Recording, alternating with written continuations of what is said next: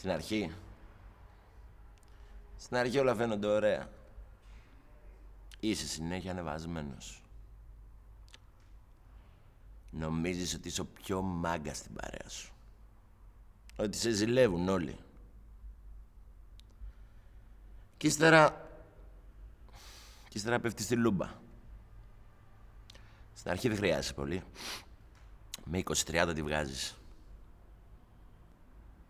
Μετά θες κι άλλο.